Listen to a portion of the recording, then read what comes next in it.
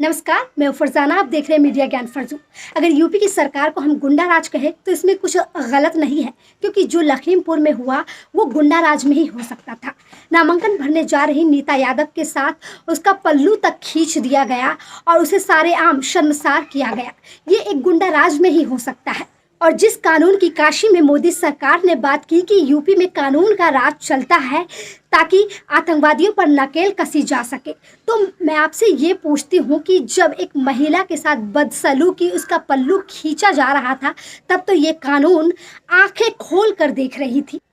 भले ही यूपी की सरकार ने अपना वोट बैंक बचाने के लिए और जनता के सवालों से बचने के लिए उन पुलिसकर्मियों को सस्पेंड कर दिया हो, लेकिन जो असल में आरोपी थे उन्हें अभी तक नहीं पकड़ा गया। जो सच में आरोपी थे उन आरोपियों को बेगुनाह बताकर और निर्दलीय दल के गुंडों को जेल करवाकर आखिर योगी सरकार क्या साबित करना चाहती है। हालांकि पीड़िता ने खुद कहा है कि बीजेपी के उम्मीदवार के गुंडे थे जिन्होंने हम पे हमला किया है। वैसे तो हर मायने में पीड़िता की गवाही मायने रखती है और ये हमारे देश का कानून भी कहता है, लेकिन आज इस मायने में पीड़िता की गवाही क्यों नहीं मायने रखी गई। इस महिला के लिए प्रियंका गांधी ने जो कदम उठाया है उससे मैं पूरी तरह सहमत हूँ। फिर चाहे प्रियंका गांधी के इस कदम के पीछे उनका राजनीतिक प्लान ही क्यों ना हो। आपको बता दूं कि प्रियंका गांधी ने इस महिला को इंसाफ दिलाने के लिए पूरी तरह ठान ली है और इनसे मिलने इनके घर भी प्रियंका गांधी गई और वहाँ पर इन महिला के साथ बैठकर उन्होंने उनकी हमदर्दी तक बांटी। भले ही इससे बीजेपी वालों की चिढ़ी पड़ी हो और वो ये भी सोच रहे हो या बोल भी रहे हो कि हाँ, प्रियंका गांधी अपने राजनीतिक पोल या वोट बैंक बनाने के लिए महिला की हमदर्दी बांट रही हो, महिला की हमदर्दी लूट रही हो, तो मैं ये कहती हूँ कि योगी जी भी हमदर्दी लूट लेना, उन्हें तो किसी ने रोका नहीं है। लेकिन नहीं, उन्हें तो जनसंख्या नियंत्रण की पड़ी है, उन्हें तो काशी की पड़ी है। काशी में 15 करोड़ की योजनाओं का उद्घाटन करके उन्हें खरीद ही लिया है। वहां पर तो उन्होंने पूरी तरह वाहवाही कमा ही ली है। कम से कम इस महिला को इंसाफ ही दिला देते, इनसे ये ही पूछ लेते कि तुम कैसी हो, तुम ठीक से तो हो ना। लेकिन नहीं, मोदी जी काशी में ये कह के आए हैं कि योगी जी यूपी को काफी अच्छे से संभाल रहे हैं। योगी जी की सरकार,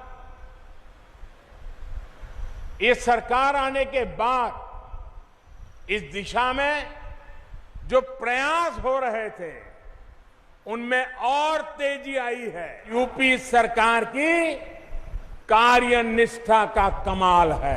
एक महिला को इंसाफ तक तो दिला ना पाए और यूपी को संभालने की बात कर रहे हैं मोदी जी। वही दूसरी तरफ मोदी जी कहते हैं कि योगी जी ने इतना कार्य किया है कि उनके कार्य को गिनवाने के लिए मुझे सोचकर बोलना पड़ेगा।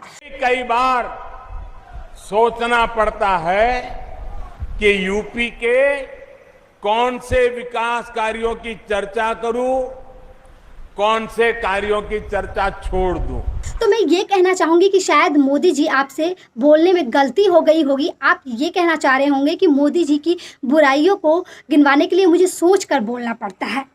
उस राज्य की सरकार की जिम्मेदारी बनती है जहां ऐसा कांड हो, उस कांड पर कठोर से कठोर कदम उठाना चाहिए ताकि आने वाले चुनाव में कोई भी गुंडा या कोई भी उम्मीदवार के कोई भी लोग ऐसे हादसे करने से पहले, ऐसा कांड करने से पहले 10 बार सोचे। लेकिन नहीं, योगी जी ने तो जैसा लग रहा है कि ठान ली हो कि आने वाले चुनाव में ऐसा ही कुछ प्लान बना के रख रखा हो कि चुनाव के वक्त ऐसा ही कुछ दंगा किया जाए।